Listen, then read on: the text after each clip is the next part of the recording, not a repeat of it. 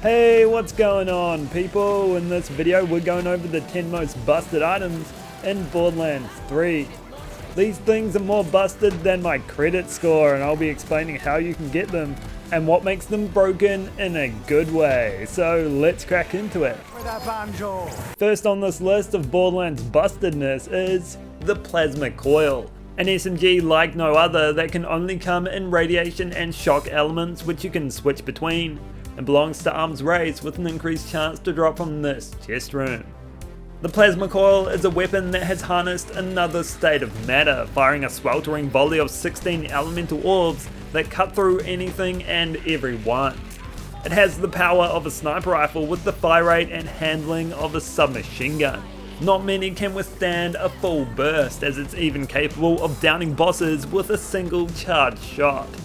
It's just ridiculously strong. Its locked elements have no bearing on its effectiveness. It bypasses all types of health bars with ease, and radiation is the best all-round element anyway.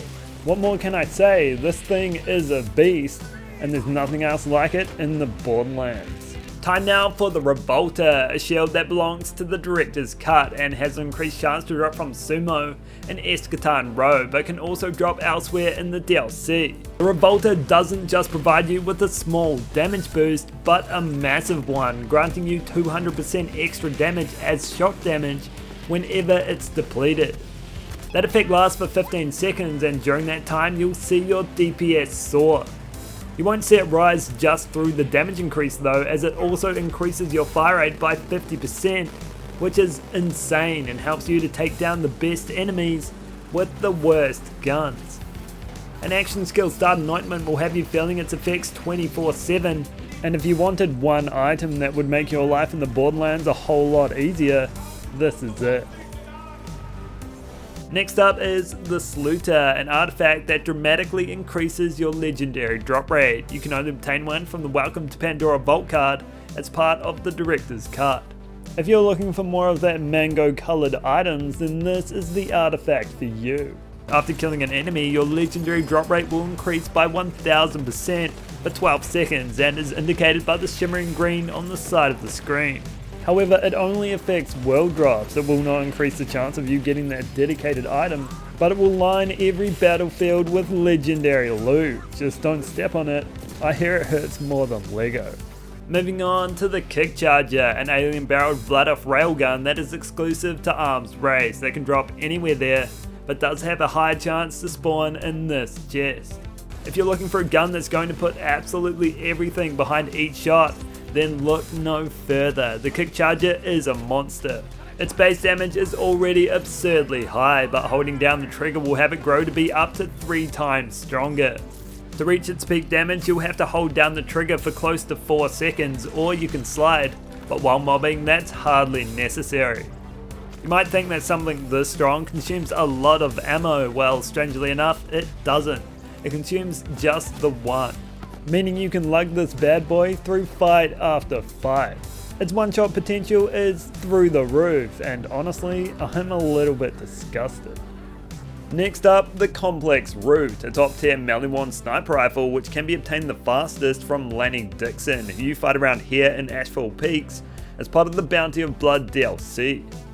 This gun calculates damage a little differently, firing elemental beams which trigger massive explosions both along the flight path and at the point of contact.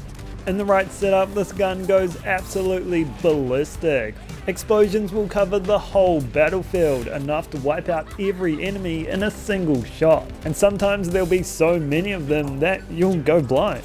That safety warning is most apparent on Zane with the Racer and the Hustler class mod, but modes can do some pretty explosive things too. Either way, this gun is certified busted. Moving on now to the Blade Fury. This one's manufactured by Jacobs and belongs to the director's cut. It can't come elemental and is obtained by purchasing it from the Bunker Master's vault card. It is typically a fully automatic weapon, but like a few Jacobs assault rifles, you can even get a massive variant that fires 4 projectiles a shot at the cost of 2 ammo. It fires knives, which are simultaneously charged with 100% splash damage but without a splash damage radius, and 50% melee damage, which of course cannot crit, and it has a built-in 30% melee bonus to boot. With those bonuses in tow, you'll be riding with the horses in the front, able to dish out some crazy damage, boosted by artifacts such as the Unleash the Dragon, or simply through skills your Vault Hunter has on offer. It's like the Face Puncher on steroids, and easily is one of the most busted weapons in the game. Time now for the Guardian Angel, a Vault card reward obtained from the Fallen Heroes Vault card as part of the Director's Cut add-on. It boosts your damage the further you are from your enemies, making it a fantastic tool at raising the power of your grenades, action skills, or weapon effects that happen later. At maximum distance, it makes all the damage you deal 4 times stronger. If you don't feel like shooting anything, just chuck out some nades, fire off some rack, maybe even a pinch of phase flare, what have you. Just hold this in your hand and watch as the world crumbles around you. The damage boost is so insane that it almost feels like cheating, and you can increase that even more through a URAD or consecutive hits anointment. If you want to see something's true damage potential, then whip this out and it'll get you there. Hitting up the crit now, this one isn't a legendary but is even easier to get. Just rock up to Moxie's bar before closing and keep filling up that tip jar and you'll have one in no time. It's pretty crazy how one of the best items in the game can be obtained simply by throwing down a few $1,000s. No need for farming, you can use this to jump from Mayhem 0 to Mayhem 10 or 11 instantly. It supports a massive 150% critical damage bonus and also heals you, and on Mayhem 10 or 11 you'll fill up your health bar in a flash. It's one of the deadliest weapons in the game if you can land those criticals, but with all that power will slip out of your hands occasionally. If you've got a firm grip though, you'll be able to melt bosses in seconds. Moving on to the Infernal Wish, my favourite shield that drops most often from this chest and arms race.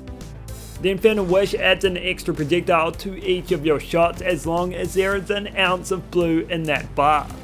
Because it adds an extra projectile and how damage calculation works, it provides more damage than the Revolter, especially when combined with an action skill and anointment, but does have the habit of burning you, which will see you go down faster the more you fire. If you can hold off the burn like Moe's with a tanky shield, it's well worth the pain. Able to tear through health bars twice as fast as normal. Moving on to the Fish Laap, a completely unique grenade exclusive to the Cartel event. It has an increased chance to drop from Fish Slap, but also drops from Tyrone Smallums. Tannis must have been onto something when she was caught on camera riding this type of fish, because in grenade form, it's an absolute whippersnapper. It doesn't deal normal damage, but melee damage, and that's what makes this grenade mod so insane. Combine it with gear and skills that boost the punchy, and this thing can easily one-shot bosses. It's most powerful with triple link rolls, but even a substandard fish slap would slap enemies to death. It's great on a Peregrine Flag who can use the rag to just drop out a line and reel in the damage. Just watch out for me millionth dollar on the backswing. Up next is the Sandhawk, which can only come elemental and has an increased chance to drop from Katagawa Jr., who you fight around here in Atlas HQ, but like all Mayhem 6 weapons, it can also drop from the Guardian takedown bosses. The Sandhawk is a heavy duty weapon, no doubt about it. It fires 7 rounds per shot at a blistering speed that rip through health bars.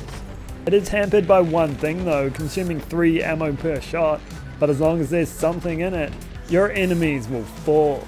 It's an SMG with a sniper rifle's worth of damage, and it even deals splash damage, which is an extra bonus. If you need something dead and dead fast, this is the gun for you. Time now for something different but just as busted. Iron Bear, Moses' mechanized robot of absolute world-crushing domination. This thing is the only friend you need in the Borderlands. It's an absolute behemoth, and it's not going to leave you at the mall by yourself. What makes Iron Bear so busted is the ease in which you can just obliterate everything on screen. It comes with its own arsenal of weapons, and each one as powerful as the last. No farming for legendary items. For support gear, all you need is a class mod like the Flare. Hop into this thing and watch as you destroy everything you see. It's the walking shortcut to the Borderlands throne. Not only is it incredibly powerful, but it's also incredibly strong. With this at your disposal, you'll be outlawed in no time. So that's all for this video. I hope you enjoyed it, and why not hit that subscribe button if you haven't already. I see you watching and not subscribing. What would your grandma say?